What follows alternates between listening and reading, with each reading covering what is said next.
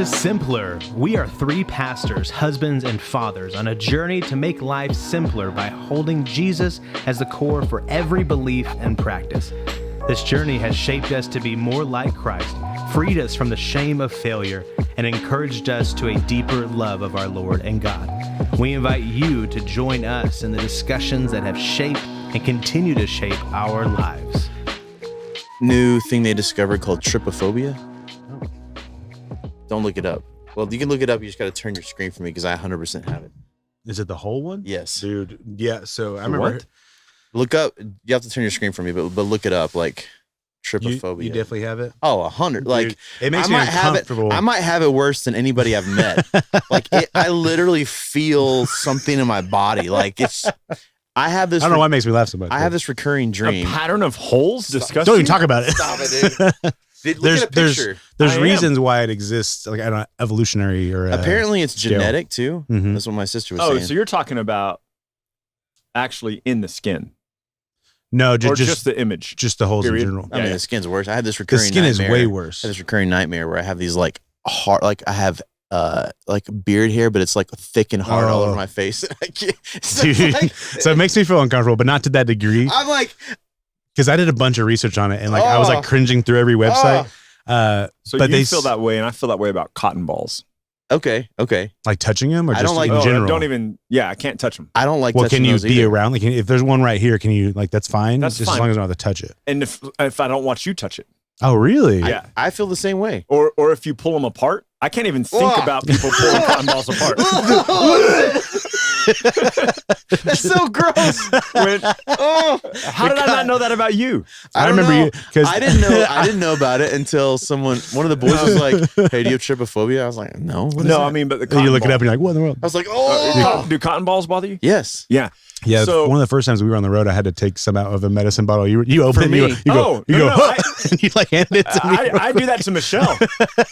My little 4'11" and 3/4 wide. Take this out, please. I'm like, honey, I need some Tylenol, but there's some cotton in there, and I can't even look while she takes it out of the bottle. As you're talking about it, I feel the cotton's not as bad for me as the trypophobia. Yeah, stuff. but that's what allows me to understand how you feel about the other thing. Okay. That doesn't bother me at all. But my sister Haley used to, when we were kids, used to chase me around the house pulling cotton balls apart just because she knew it would torment me. That's why you tell no one how you feel about them. Yeah, My boys think it's hilarious. That's funny. Ugh. What I found on I didn't know this was a thing. I mean, it's I think it's not new, but like they've recently discovered that it is like a. They said part of it stems from from a genetic reason, like our ancestors, that type of fear of like sporous plants that would like shoot poison and stuff out. So like there's this. You see that in nature and you get on edge because you're like, I can't be here. Yes, that's right. I can't be in this area. Yeah. There was a picture that was clearly edited that really bothered me for a while. That was like a hand or something that had a bunch of holes in it. I was like, I can't do it. Yeah. I don't have anything like that in regards to fears. One of the things I don't like, which every now and then I'll push myself to do it because I'll get like caught in my own head about it, is like, I'll think about tripping, and I specifically think of tree bark and asphalt. So like rubbing your hand, like you remember like as a kid, like you trip and you fall, or if you fall out of a tree, you're trying to like grab around. I'll think about like the feeling on your hands that it gets. It makes me like on edge. But every now and then I'm like, screw this, and I'll go to a street and just drag my hand along it and be like, I gotta get over this. I have no idea why. I'm not doing that with things with holes in it. Or the boys brought it up. They were like, "Hey, Dad, are you bothered by like small holes?" I'm like, "No, why would I be bothered by small holes?" And then it was just small Aiden. holes. He goes, "What do you think about this?" And I was like, You just immediately faint. Dad, So- get up. What happened? the term was coined in 200005. Yeah, how it's fairly recent, new. Yeah, It's It's not just recognized as a mental disorder yet. it's just trypophobia. yeah. This is Pretty the holes soon- or the cotton balls? Pretty soon that Holes. It's just trypophobia? That's what it is? Yeah. Okay. apparently tripa is a Greek word for like, or a Latin word maybe for holes. I think is what I heard. Yeah, I don't know. It's gross, man.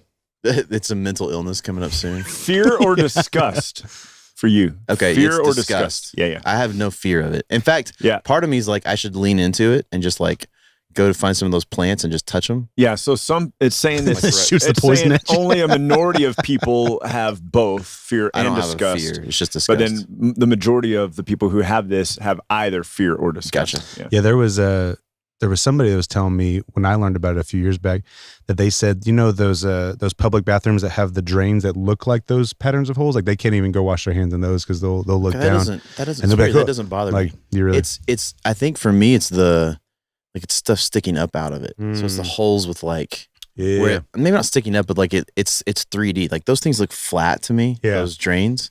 I see what you're saying. Yeah, that when I think about it, like a honeycomb though would bug you. It doesn't. It almost has to be round. Yeah, I can agree with that. Yeah. Honeycomb's too sweet. Which is weird. I've literally never thought about that till you asked, but honeycomb doesn't bother me at all. We should have a whole episode where it's just trying to figure out what bothers Micah. We have a whole table full of things. Come on in, buddy. We've got a curtain and we're like, what about this?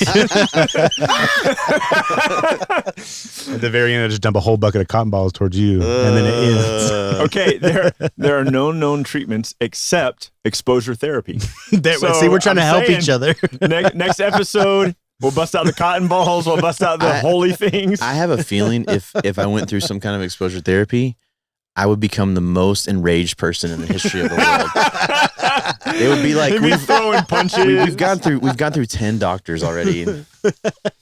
That's what it does to me. It's disgust, but I feel weird, but I'm fight or flight. I'm ready. I think that's what it is. Yeah, I'm let's roll. Interesting. Yeah. How dare you show me a thing with holes in it? If we were going into battle, someone would have to show me a picture of that, and I'd be like, let's go.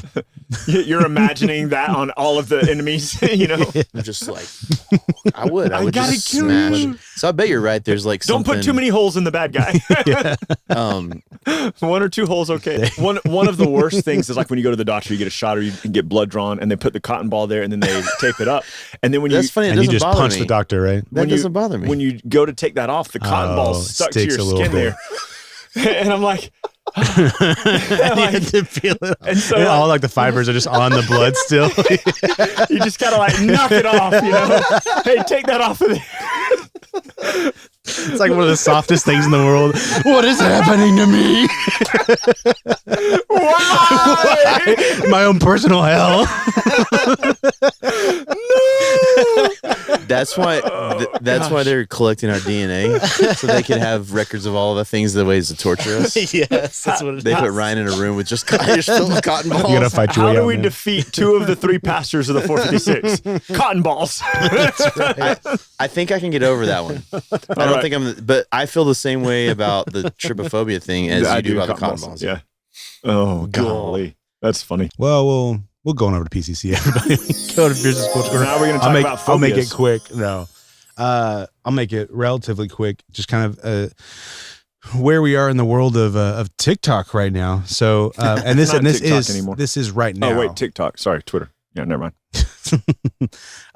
So this is right now. So there was I forget what the bill was actually called, but there was a bill that I forget all the different terms for where it goes and when, but pre-House voting, it was voted to be brought to the House 50-0, which is super rare. So anyway, what this bill is that was written by a congressman and somebody else, the chairman of something, and they brought it forward. Basically, what the bill is getting at, most people are calling it a TikTok ban bill. It's not, but it's not. So basically, what they're saying is, you've done a little bit. You've had more conversations about it, Micah. So I want to get based off the articles I read last night. They don't say what would happen on the other end, but the bill is proposing that ByteDance, which is a Chinese company that is controlled by the Chinese Communist Party, that they would sell their control in TikTok essentially, and basically where ByteDance would pull away and not have any control or any say in TikTok.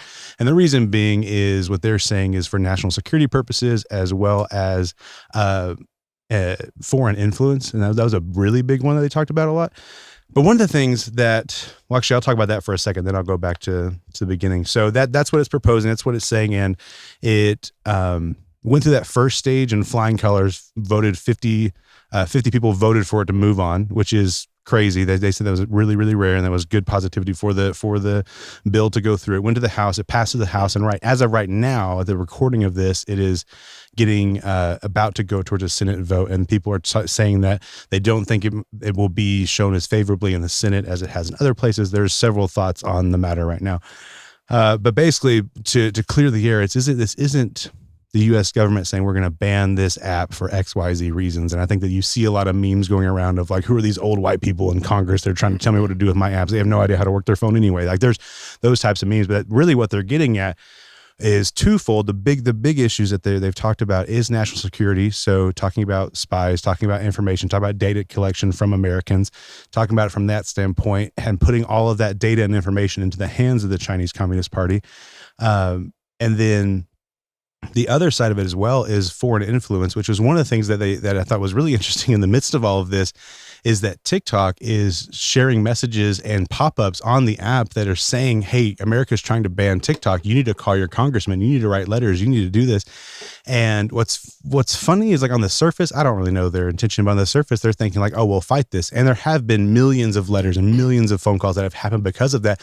But that's just reinforcing the people who were voting for this bill. Yeah. So they're saying like, imagine if it wasn't something like this and it was something that was in lieu of or in promotion of something going on with the Chinese Communist Party. Like that massive amount of influence that you're pouring into it, and you have complete control, and there's no say or guidelines into what can go in front of people. What did he say? So there's specific quote. This guy says, TikTok has been urging its user, many of whom are young, to call their representatives, even providing an easy link to phone numbers. So it's providing ways to do these things. The government will take away the community that you and millions others love, is what a quote said. One of the pop-ups said that your government is trying to take away a community that you and other Americans love. There was, I didn't copy and paste his name, but there was a specific, I think it was a congressman or a representative. He said that the threatening calls from young people, so they're calling into his office and threatening these congressmen, these representatives, are a good example of why this legislation is needed. It makes a point. Do we really want that kind of messaging being able to be manipulated by the Communist Party of China? And so security risks, as well as a sphere of influence surrounding the Chinese Communist Party. But what's interesting, Mike, I know that we could go on this for a long time, is it raises the question as well, is that this data is going somewhere, and what the other side of this is promoting is like, we want this data to go into the hands of American companies and not the hands of foreign companies. And the question begins to say like, well, where is our data actually safe? Like where? That's my issue with the whole thing is I'm not a fan of the Chinese Communist Party having access to our data like that. I don't think it's safe. In the same token, I think what we all saw during the last election was that American social media companies affected the election by like stopping certain stories and not letting certain things come through. So I think I feel like it's the same thing on the American. I don't trust the American government. So while I am like in the camp of like, I don't want the CCP to have free access to our info, I'm not sure I want American companies or the government to have free access to my info either. So that's in my mind, it's like I don't think it's better to say American companies get it. Yeah. Like I don't like any of the user agreements that say they have access to all your stuff. I don't like, even when I go to websites now, I'll manage the cookies. Yeah. I'll click like, no, I'm only doing this and this and this, which is probably still giving them more access than I want. But I don't like any of it. I don't really, there's a few people I know of that do some like YouTube stuff on informing you like how to keep your data more private. Yeah. So I probably need to start moving that direction. But I think that's the issue for me with this whole conversation is that it's not better if American companies have access to it, because they've shown, the American social media companies have shown that they're going to be nefarious with what they do with the information as well. If you're just looking at it from a standpoint of spies and warfare and security purposes, like, and you're thinking like, as an American, I don't want to be a lens for quote unquote the enemy, or however you want to phrase that. I don't want to be a means by which that happens. If you're just looking at it from that lens, okay, sure. But you have to look at the other lens of the sphere of influence as well as data control. Yeah. And who's the enemy? Yeah, exactly. Like that's the big thing too. This is super political for a moment, but like, really, we're going to open our borders and let people just flood in? Who's the enemy? Exactly. Texas tries to take over their own border again, and they get sued by the federal government. Who's the enemy? That's exactly right. I think these bills are important for us to actually question all the levels of it instead of just trying to jump in. Because if you think about it, I'm thinking about it from a parent perspective as well. Like, I don't want that level of influence on my daughters of like, they're scrolling through something or they're watching their videos or whatever. Then all of a sudden they get a pop up, hey, you better do this.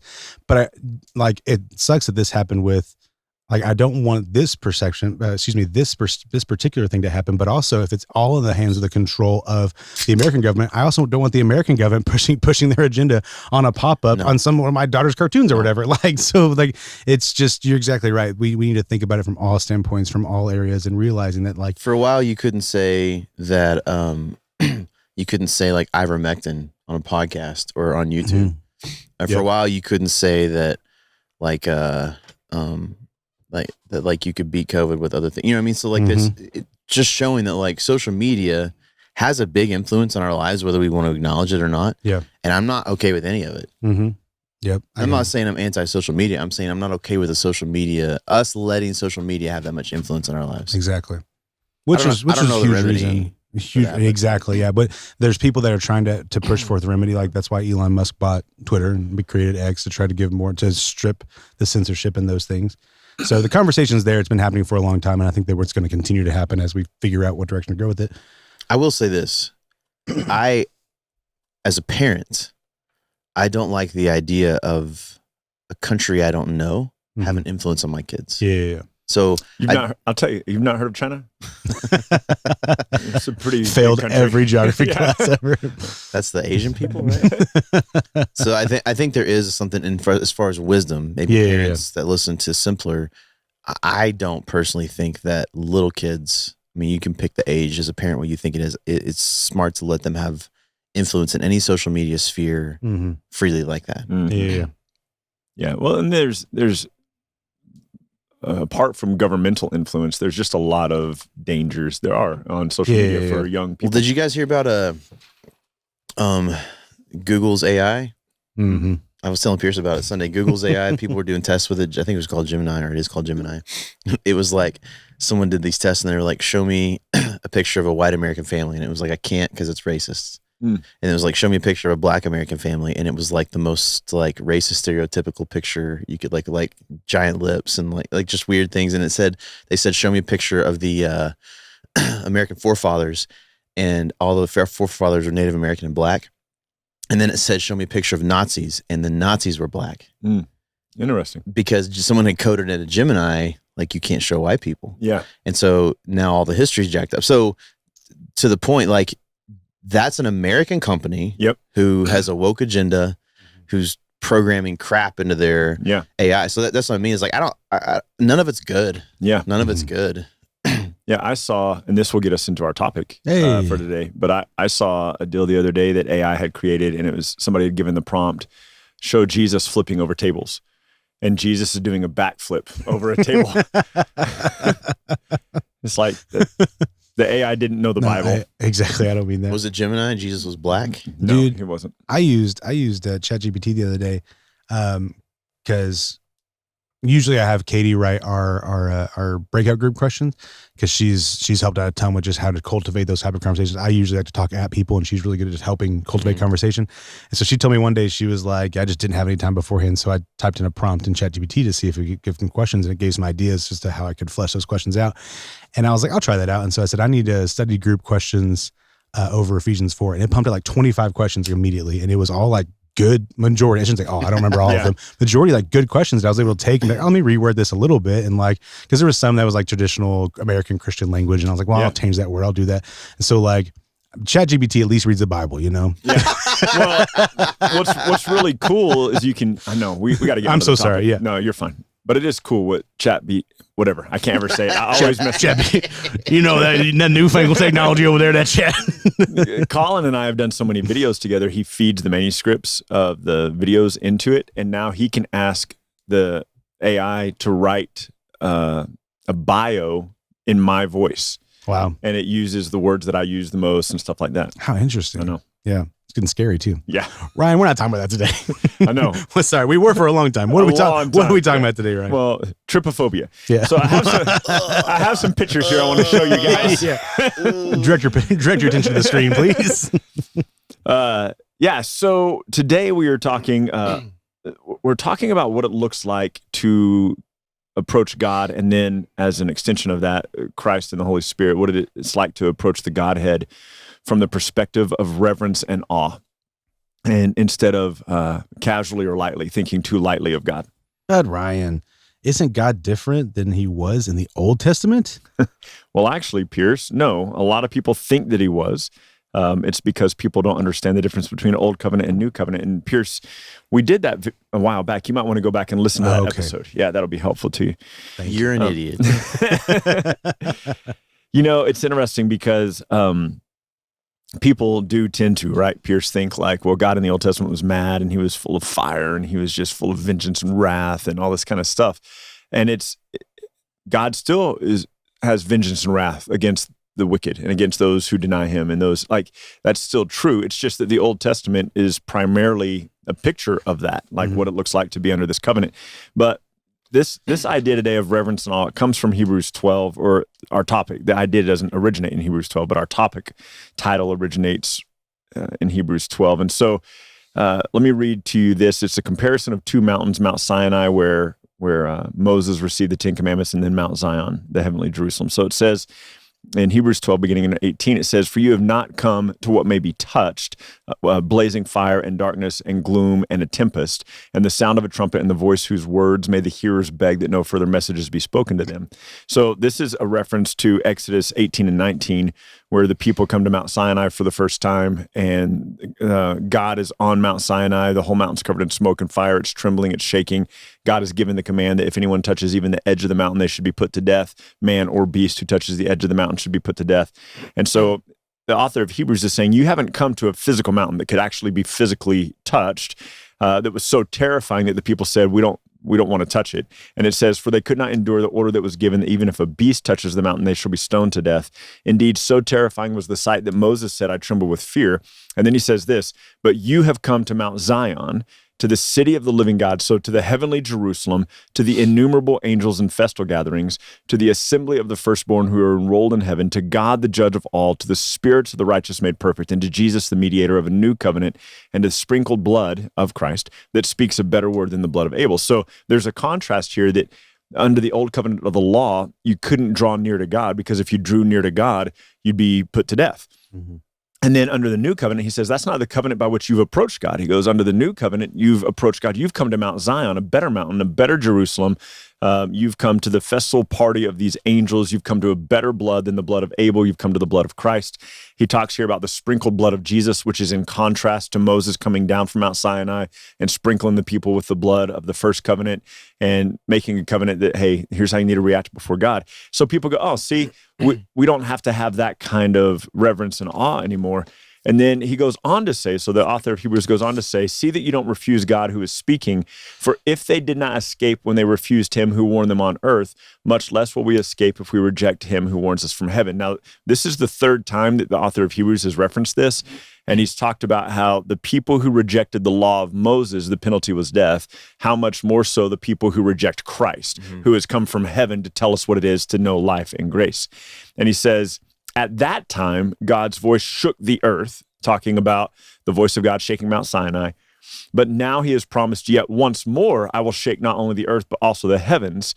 That's a quote from the Old Testament in a couple of places. This phrase, yet once more, indicates the removal of the things that are shaken, that is, the things that have been made, in order that the things that cannot be shaken may remain. Therefore, let us be grateful for receiving a kingdom that cannot be shaken. So pause here, like, his voice shook the mountains in the Old Testament, and he's promised, one day I will shake everything, and I will remove everything that's temporary, so that only what is permanent, only the kingdom of God remains. And the writer of Hebrews is going, and that's great news for us, because we've received the kingdom that can't be shaken.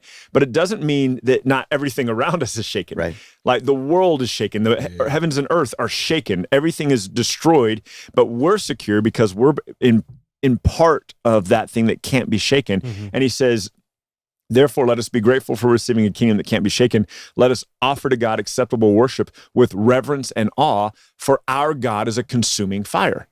So he circles back to, okay, look, hey, Mount Sinai was a terrifying place. If you touch the edge of the mountain, you'll be struck down. And this reference to consuming fire is probably a reference to a couple of different places, probably Mount Sinai, probably Nadab and Abihu, Aaron's sons, who were burned up in the fire when they offered profane fire before the Lord in Leviticus 10, probably the fire that fell from heaven and burned up Korah and the 250 rebellious in Numbers 16, probably the fire that fell from heaven and burned up the outskirts of the camp of the Israelites when they wandered in the wilderness because they rebelled against God. So there's all these images, and the author of Hebrews isn't saying that's who God used to be, he's not anymore.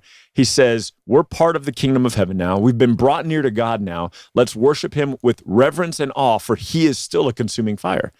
It's just that the difference is that we're not in fear anymore of being consumed. So let me give you one other text, and then I want you guys to give me some feedback on this. But so let me find it here really quickly. I should have looked this up just a moment ago, but this is here it is. This is Isaiah 33, and listen to what it says. It says, the sinners in Zion are afraid. Trembling has seized the godless. And listen to what they say. Who among us, Isaiah 33:14. Okay. The sinners in Zion are afraid. Trembling has seized the godless. They say, who among us can dwell with the consuming fire? And this is the wicked. This is the godless. Who among us can dwell with the everlasting burnings? And then the answer that the prophet gives is, he who walks righteously and speaks uprightly, who despises the gain of oppression, who shakes his hands lest they hold a bribe, who stops his ears from hearing of bloodshed, who shuts his eyes from looking on evil. He will dwell on the heights. His place of defense will be the fortress of the rocks. His bread will be given to him, and his water will be sure. Which this is very similar to what David writes in Psalm 15 and Psalm 24. Who can ascend the hill of the Lord? Who can stand in his holy place? He with clean hands and a pure heart, which we know is only accomplished through Christ. Yeah. So I love what the wicked are saying here. Who can dwell with the consuming fire? And the answer is the righteous. Yeah. The righteous can dwell with the consuming fire. The problem for us as Christians is we think that God's not a consuming fire anymore. He's now our little buddy. He's our friend. We carry him around in our pocket. Oh, I love my little Jesus. I love my little... He is still the consuming fire. There is still this awe and this reverence that is to be attributed to him. It's just no longer a fear of judgment. Yes. But it's still an awe of his magnitude. He's the same God. Yeah. My favorite example of this in literature is how C.S. Lewis talks about it in the Chronicles of Narnia.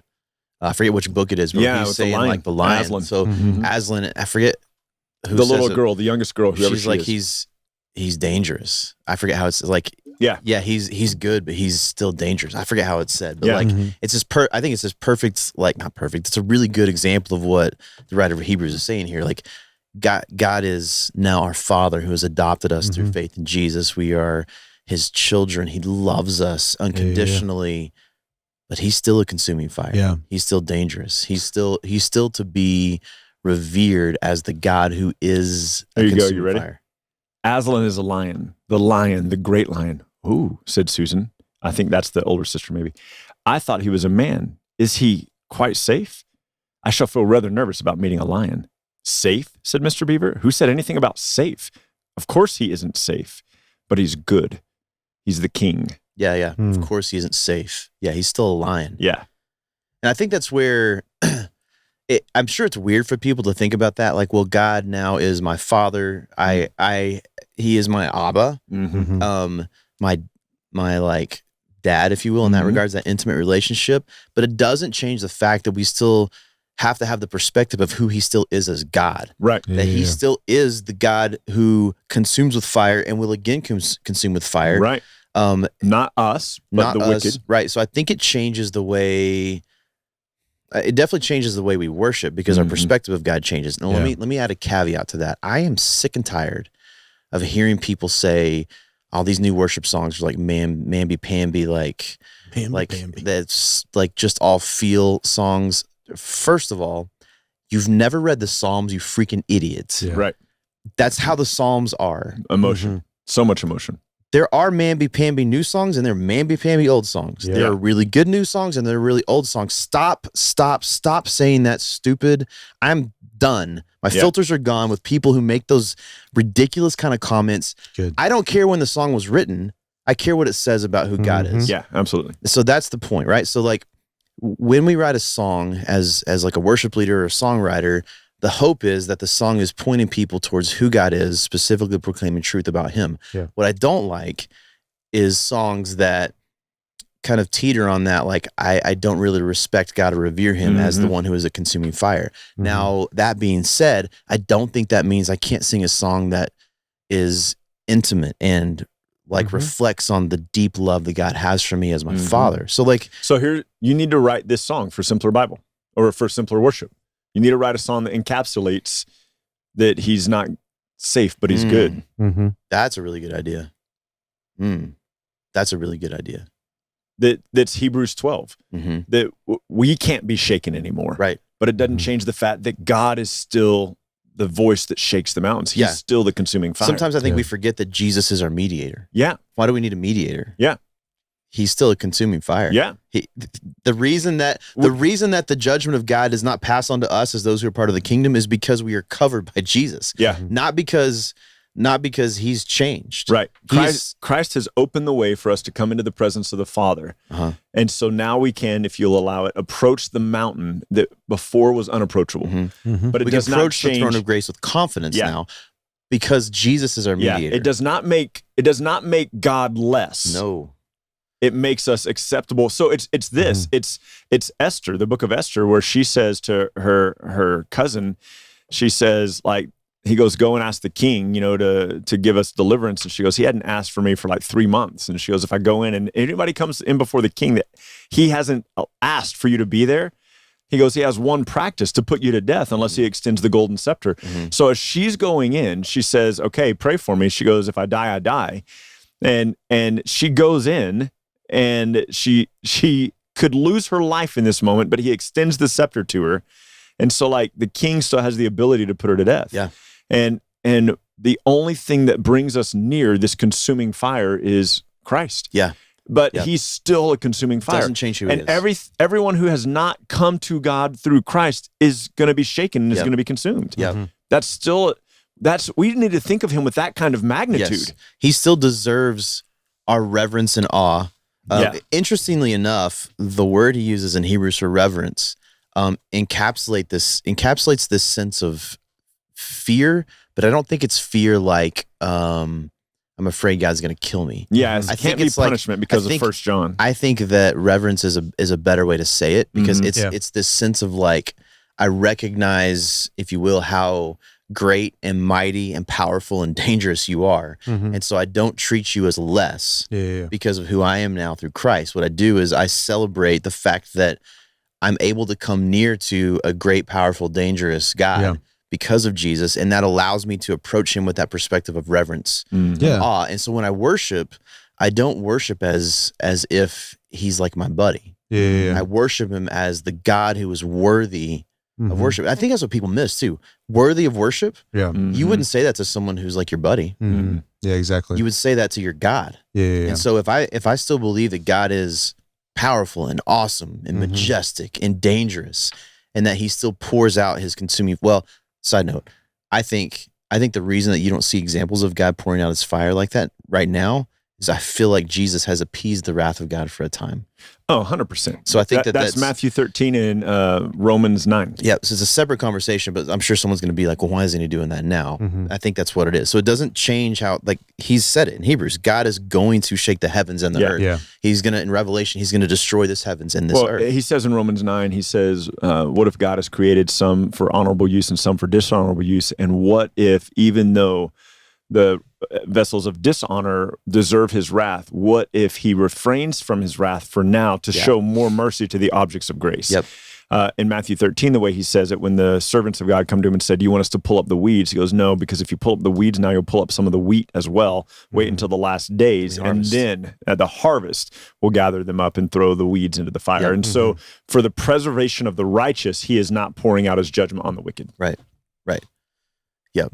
I think it adds a whole new level, maybe not a whole new level, like a proper level of the relationship between us and God and our understanding of him on a day-to-day basis, like definitely 100% in worship. But I think even like in Romans 8, like if God is for us, who could be against us? When we apply the fact that this is a dangerous, all-powerful God who is a consuming fire, and that God is for you and made a way for you to come into his presence and made a way for you to be righteous and made a way for you to dwell in the midst of the all-consuming fire. And so like looking at all of those layers of the relationship, I think that naturally bleeds into and forces a gratefulness, and it can fuel more worship or fuel a different level of worship.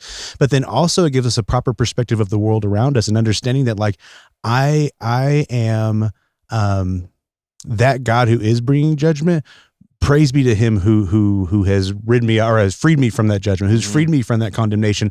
And what kind of condemnation can there be out in the world? The all-consuming fire God, I was at odds with him. I was condemned by him, and he provided a way for me to be free from condemnation. Your condemnation means nothing to me because I'm good with the all-consuming fire. I'm good with the God of the universe. So like an understanding, God is for us, who could be against us? If we have a proper view and understanding of the magnitude of God's power, of God's might, then there's so much weight going into that, into not only that statement, but also our relationship with him, with knowing that like, man, thank you. This level of like, thank you for letting me be on your side, be a part of your family for who you are. I think that it properly breeds a great perspective towards worship and just living life. It probably keeps you in life from having the fear of things that are not God. Exactly. Yeah. That's a really good point to say it. Yeah. Because I think that's a correct perspective. Like if God is the most powerful, dangerous thing in existence, and you are good with, to your point, Pierce, you're good with him because of Jesus. Like it's like having the most powerful thing on your side. Like exactly. Saying, if God is for us, who can be against us? It's like I'm not bothered or scared or fearful of the world or the things that pop up or the things that oppose us, because we win. Yeah. Well, and thinking rightly on God, as you guys are saying, like think it does. Pierce, I want to go into that a little bit more. It does prompt us to rightly worship. It does, because if we start thinking, pause. Why does it keep doing? Everything's turned off properly. There's I teach this passage. I haven't taught it in a while. I probably need to teach it again because I think it's a good perspective to have. Hebrews 12. Yeah. It used to be one of your favorites. It still is. I think I haven't had the right venue for this in a while. Yeah. And maybe I just forced it back in the day. Like I'm teaching this no matter what venue I'm in. But it's interesting in the examples you gave in the Old Testament, which I think are apt examples, specifically with Nadab and Abihu, or Nadav and Abihu, and Korah's rebellion. Both of those cases, they were worshiping in a way God said don't, or they were offering. So Nadab and Abihu were offering worship to God in a way he said don't do. Right. And then Korah's rebellion, they were people that God had not approved to offer that kind of incense, and Moses kind of tricked them. It was kind of funny to me to offer to God something they weren't supposed to do. Right. Yeah. So in both cases, it's interesting that the examples of those cases is people worshiping in an incorrect way. Yes. And that's the context of consuming fire. And worshiping the real God, not an idol. Exactly. In the incorrect way. Right. Yeah. And so I think that's it's interesting that that's the idea is like, does our worship change now because of Jesus? I think the answer is yes, because we have a relationship with God that people, even saints in the Old Testament, even people of faith in the Old Testament, didn't have. Based on Hebrews 11, for sure. Yeah. Even Psalm 51, David says, "Don't take your spirit from me." Like we don't worry about that. Right. In fact, it's you could say John 4 that true worshipers worship in spirit and in truth. So we have something different than what Old Testament saints had. Yeah. So our worship, I think, is different in that regards.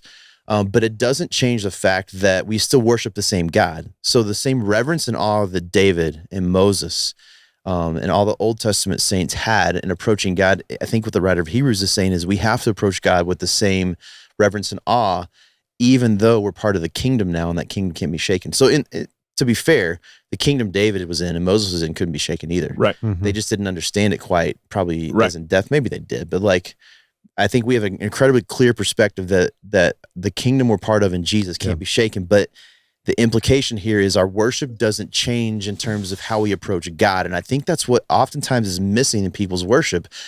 I'll say it from a practical level. I think there's a lot of people in churches now that come for worship, just specifically worship on Sunday mornings or whenever your church meets. They come for worship at the weekly gathering, and they do it because it's what you're supposed to do, because it's the tradition or it's the thing you just do every week. And maybe that's the fault of people like me of not leading people into this perspective of like, we need to have the correct mindset of who God is when we worship. But this can't be like I just come because I'm supposed to do it. Yeah. God is a dangerous God who is worthy of our worship because he is a God who will kill. He is a consuming fire, and he demands authentic worship from his worshipers. And he has examples all over the New Testament of how he's not okay with worship that's not done correctly. In fact, sometimes he kills those people. That's how serious it is. And that's the idea. It's interesting. That's the context, is people worshiping either in an incorrect way or specifically in a way that God said don't do. Yeah. And so I know there's a lot of people, Katie being one of them, who has always had a hard time with this perspective. I'm just saying that because she's one who has brought a lot of questions to me that I think are beneficial questions in terms of teaching this. She's always got good questions. Always got good questions, but I know that she's even told me before, it's still hard for her to contemplate those two things together. How can I be intimate with God as his child and at the same time approach him with reverence and awe? And I'm not sure I have a really good answer for that. I think it's both of those things are true. And so I don't think you can say it leans more one way or the other. God is a God who is dangerous and powerful and demanding of our worship. And we have to approach him with that reverence and awe because he is still the same God. He's still a consuming fire and is still worthy of our worship as a God. Maybe that's what people miss, is that they're worshiping God. Yeah, he's God. Absolutely. Yeah. I think that I don't know the best way to say it, but I think it bleeds into this cultural reality of it's my Jesus, I'm concocting my own God type of thing. And Idolatry. So instead of getting to know the God of the universe and learn about him and these attributes that he has and the things that he has done, it's more so what would I get out of it type of thing. Well, my God isn't mean like that. What we do is we equate the judgment of God to petty bullying that we see on the earth. And we equate those things and we allow our human experience or our own selfish desires to interpret and filter and concoct a God that is not the true God. Instead of setting those aside and saying, I want to know the real God. I want to lean into the truth of who Jesus is and what the effects of sin and what judgment means and all these different things, and then worship God rightly and view God rightly. I think that even if it's subconscious or if it's people are fully aware of it, I think that's probably part of it, is that people are making up their own God essentially. And that's why people, when that's back to the whole question again as well, is that's why people want to make a distinction between Old Testament, New Testament. It's because they're viewing these things through the lens of human emotion or their own self, instead of viewing things as why is God reacting this way? Do you think it's ignorance or is it on purpose? I think it could be both. I think that it could be people that are taught that their whole life, and there could be a moment of coming out of it. The people that I've interacted with, I think it's on purpose. I met a guy one time, very first time I ever heard it, we were traveling playing music, and I was talking to this guy, and we had mentioned Christ on the stage. We had shared the gospel from the stage, and we were talking afterward. He's like, so you're a Christian? We talked about it for a little bit. And he goes, yeah, man, I'm a New Testament Christian. And I was like, I don't know what that means. And he was like, man, the Old Testament God. And then he went off basically on everything we're saying. He's just mean. There's no message of positivity there. Whereas the New Testament Jesus, you got the message of positivity, you got love, you got grace. And I was like, man, but we talked about how the Old Testament points to Jesus and it's God's plan of salvation. And he goes, I don't know what I think about that. You want to go smoke a bowl out back? That's how he ended the conversation. But that was the first time I was ever confronted with it. I did not go out back. Yeah, no. Mystery of what happened. No, I was like, no, man, I'm good. He's like, she's cool, man. We'll talk to you later. And so it ended peaceably, but nothing changed. From his perspective, it was a misunderstanding. And then he intentionally, I don't know if by means of pursuing a different, I never heard of a New Testament Christian. I haven't heard a bunch of people utilize that language now. Most Church of Christ people call themselves New Testament Christians. Oh, okay. That's different than what he was saying, but I got you. Yeah.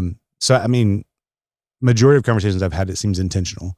They're uncomfortable. They're uncomfortable with a God that judges because they equate it with human judgment instead of understanding who God is. And they're uncomfortable with a God who's an all-consuming fire because that's not nice. That's mean.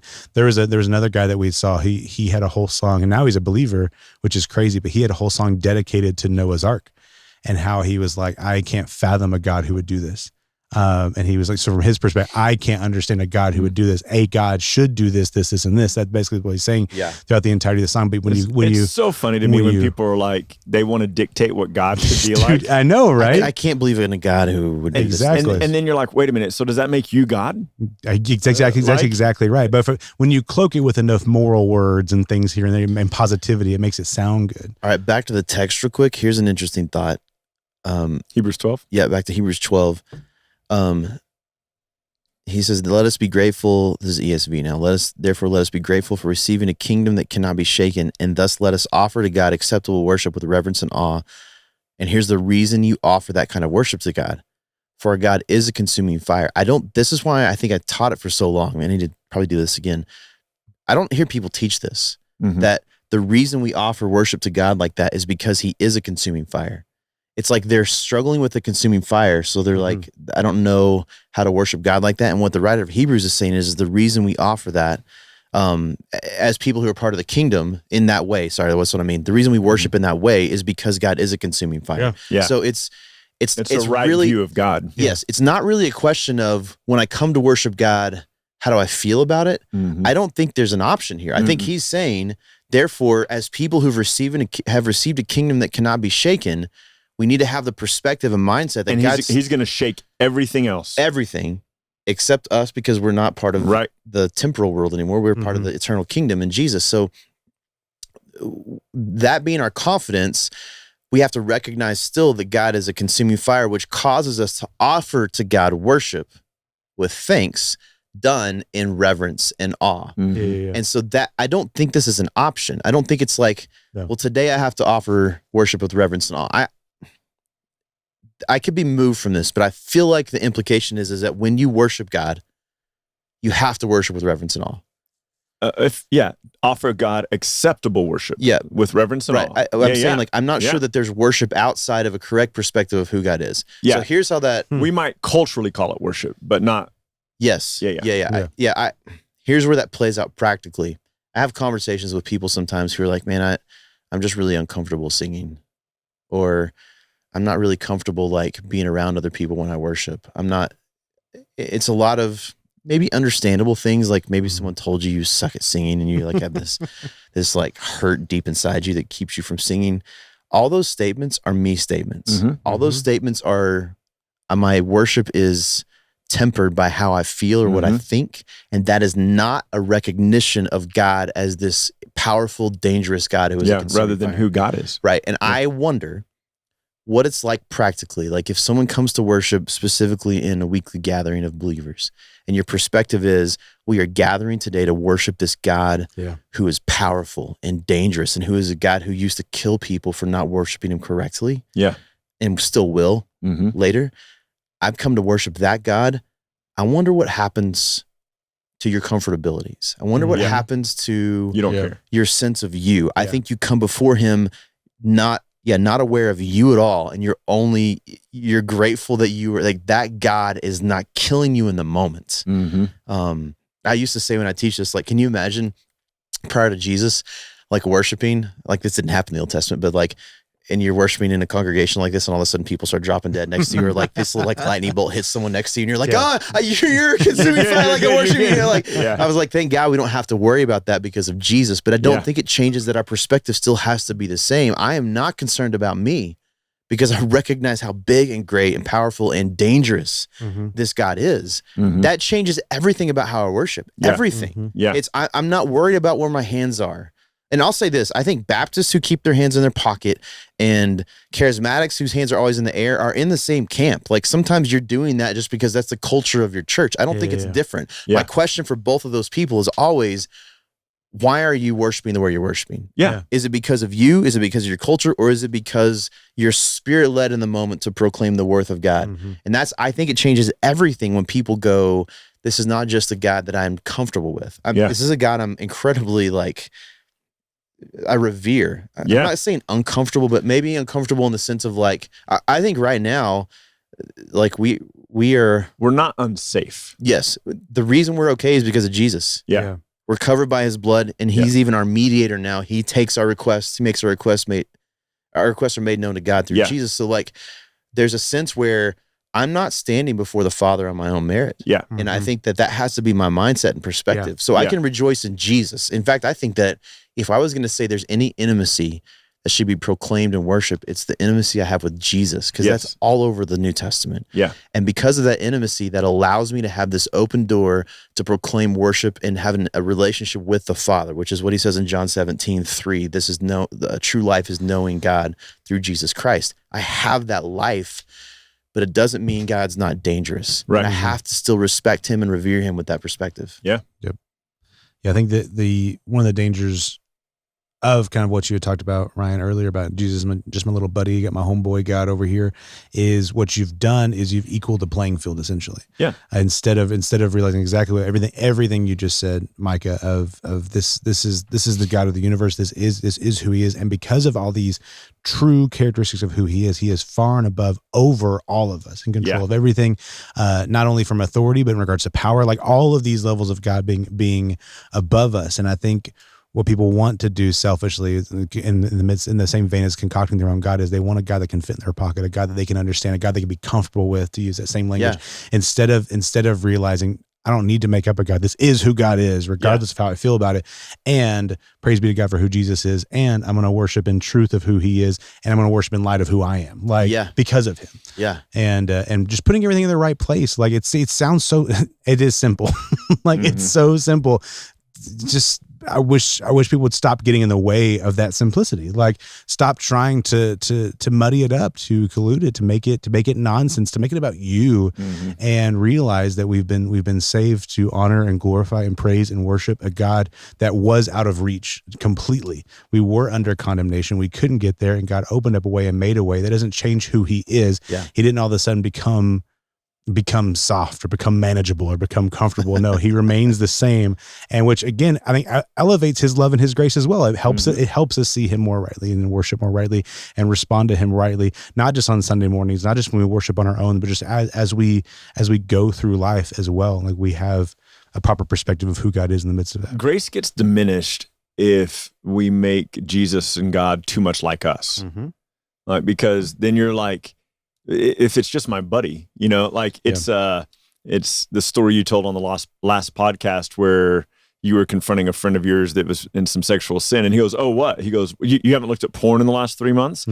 He's trying to put you guys on equal ground so that his slights against God aren't that big of a deal. Yeah. And so the grace isn't a big deal if God is just like me.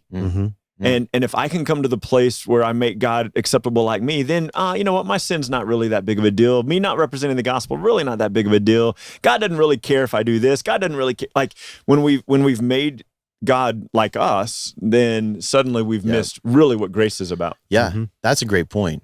Is that what, like even gathering for worship, like the fact that we are able to approach this God without worry of him killing us. Yeah.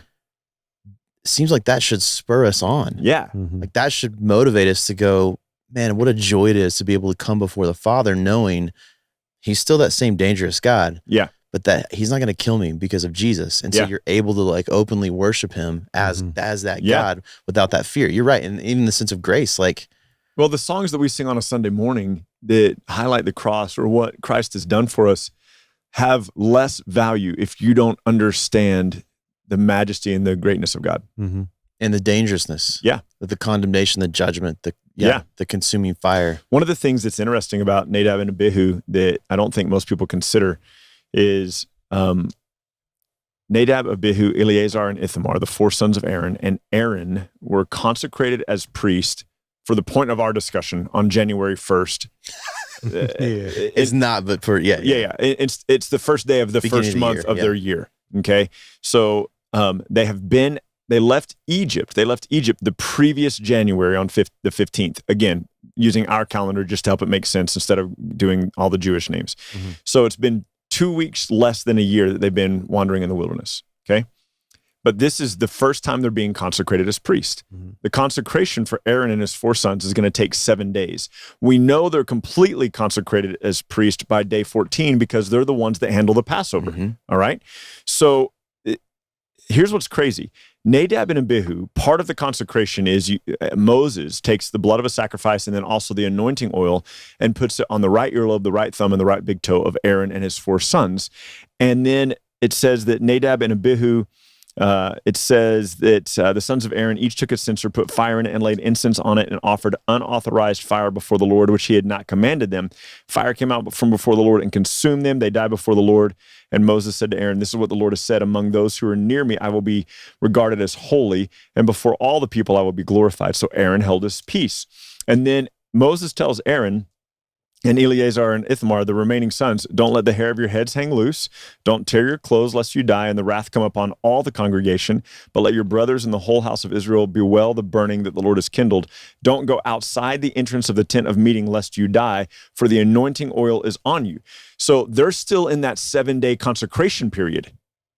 There's like, what that means is they haven't even been fully consecrated as priests yet. And God is telling Aaron through Moses, you can't leave the tent of meeting to deal with your sons, and because they had to stay in the tent for those 7 days.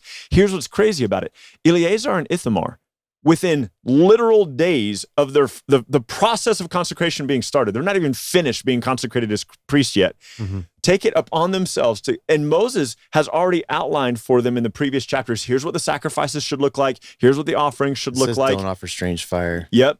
And he anoints them with the blood and the oil. And then the very first thing they do before their 7-day consecration period is even finished, the very first act they do as unconsecrated, not completely consecrated priest is to offer fire to God that he didn't want. And I just got to tell you, that's arrogance. That is pride, because these guys are 40% of the 5 guys who have been consecrated to be priests. And they're like, yeah, we got this. And God goes, are you kidding me? I've given you exact parameters for how to do that. Even David, go back a little bit further. Moses in Deuteronomy 17 says, one day when you decide you want a king over yourself, make sure that he writes for himself a copy of the law and that he studies it every day so that he'll know how to honor me. David, the king after God's own heart, did not know the law.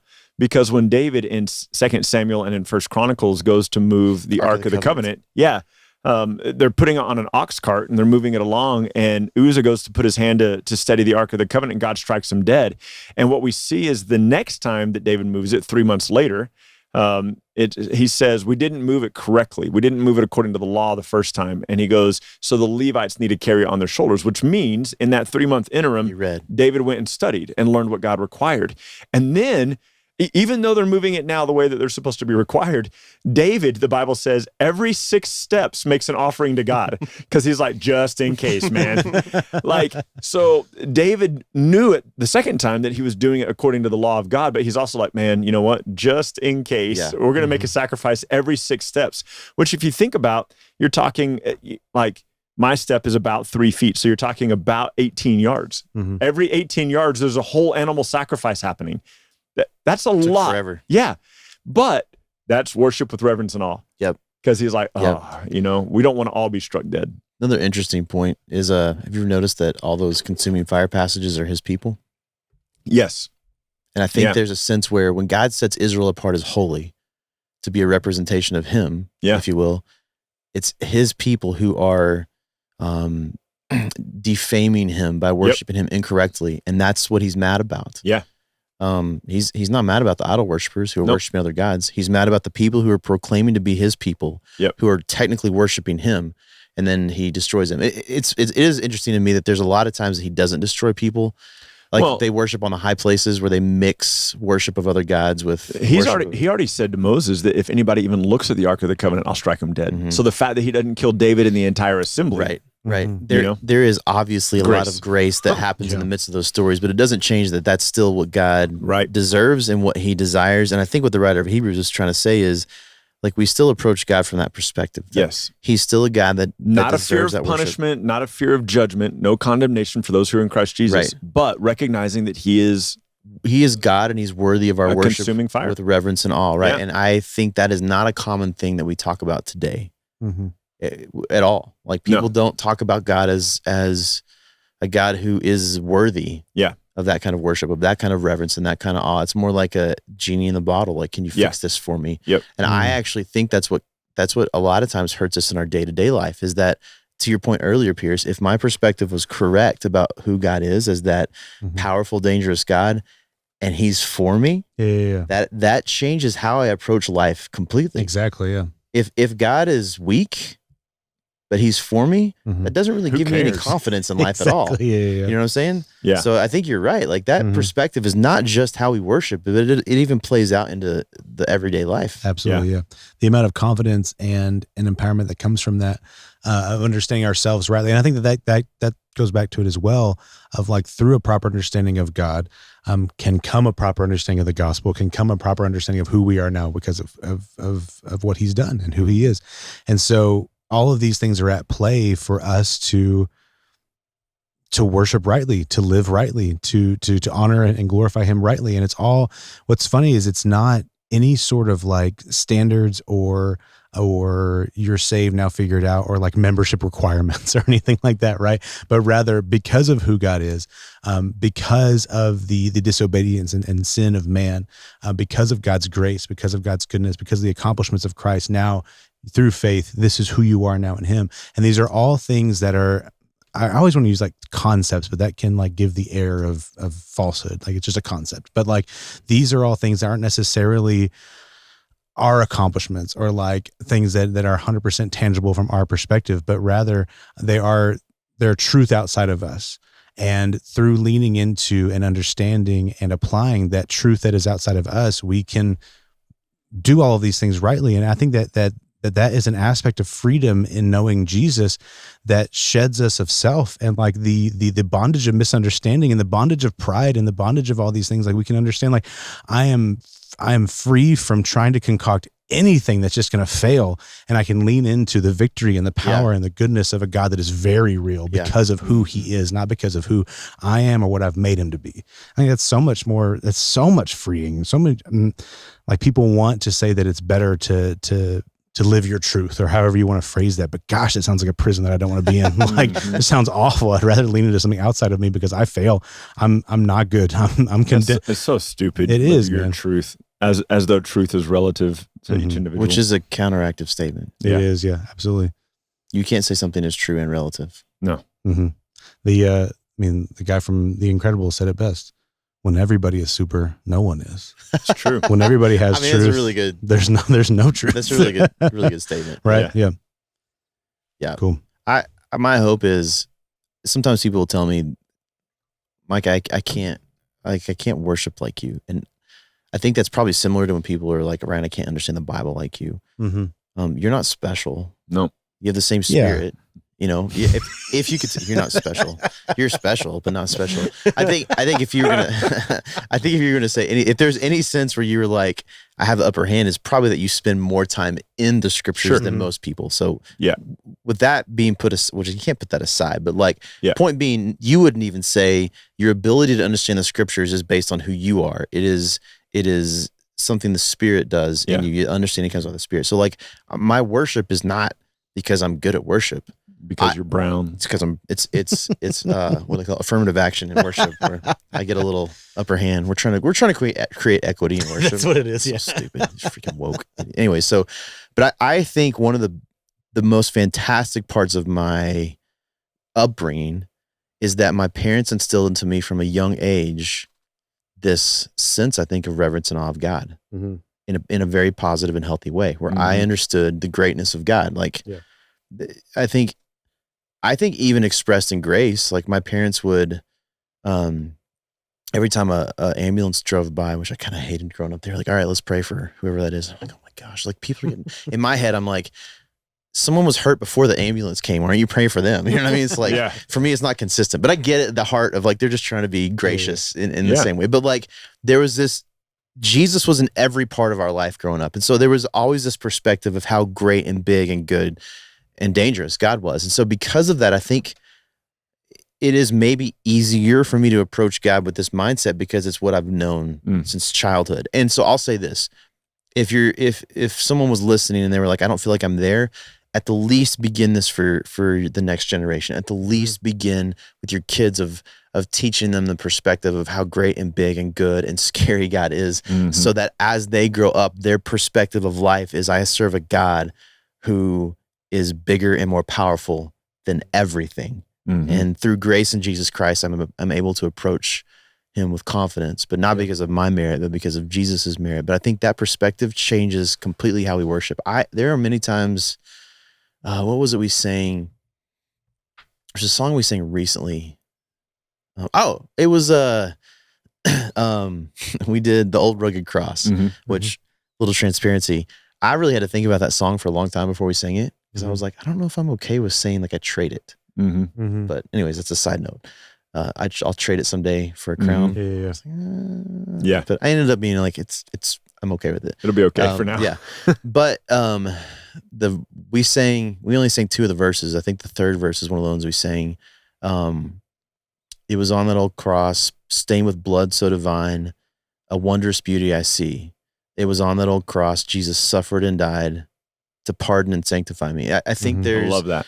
There's, to your point about grace, Ryan, like that doesn't hit me, that Jesus suffered and died to pardon and sanctify me, if I don't recognize the danger that was under. You see what I'm saying? So it changes songs when you have a correct perspective of how God is worthy of reverence and awe because he's a consuming fire. Because the what Jesus did on the cross, the benefit I get from it means very little to me if I don't understand the weight of what it was. Sure. And so that's a simple phrase. And it's not because my theological bend is like, yes, I'm pardoned and sanctified. It's because I realize the work of Jesus Christ brought me to this place where I am pardoned of my sin and I'm set apart as holy, which means that now I can approach the throne of God with confidence because of Jesus. Like that's how it changes worship. And I just think people don't think through it very much. They just sing it without thinking. I can go on for hours on that.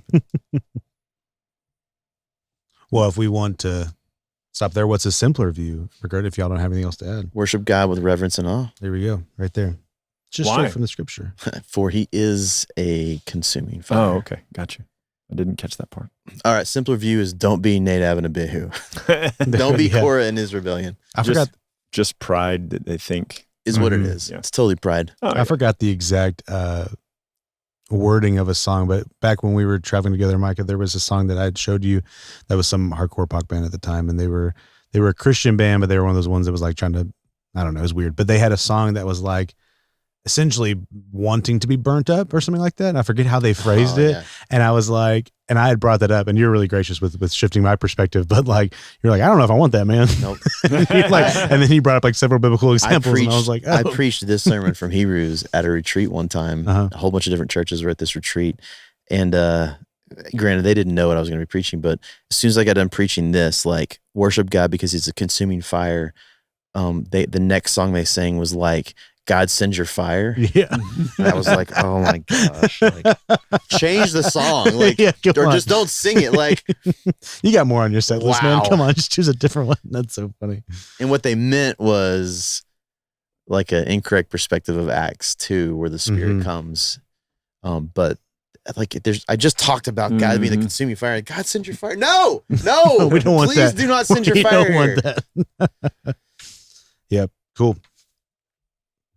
So yeah, everybody, I'd love to hear your worship experiences with the word fire. I feel like it's tossed around a whole bunch. Like there was a group for a while there it was called KFC, and it was Kids on Fire for Jesus, or Kids on Fire for Christ. And so there's different usages of the word and things like that. But through the conversation that you and I had back then, through this conversation today, I think there's a shift in an understanding of how I view that word and how it's discussed concerning God, and how we don't necessarily want to be on the opposite end of that. So if you're, which we won't be. As believers, we are secure in Christ. Our life is hidden in him, and we're good. So curious about your perspective. I feel like this is a conversation that you, as listeners and watchers, because I feel like this does seem to be a struggle for some people. Kind of, you brought Katie earlier, and just like people trying to ask questions, not in a malicious way or a way trying to get around the truth of who God is, but I think what people are, it's something that we need a perspective shift on, and we lean into the Holy Spirit for that. We lean into the understanding of who we are in Christ and who he is and all of these things. And so was it a shift for you? I know it certainly was for me as I got to know God more and walk with him. And so curious for you guys, is it something that you were fleeing from or running away from, or didn't want to confront because it made you uncomfortable? I think lean into it and strive to know who God is, regardless of if you're uncomfortable at the time. Exposure therapy. Exactly right. Yeah, full circle, man. That's right. Well, hey, you know who? No, that'd be weird. Check out Steven.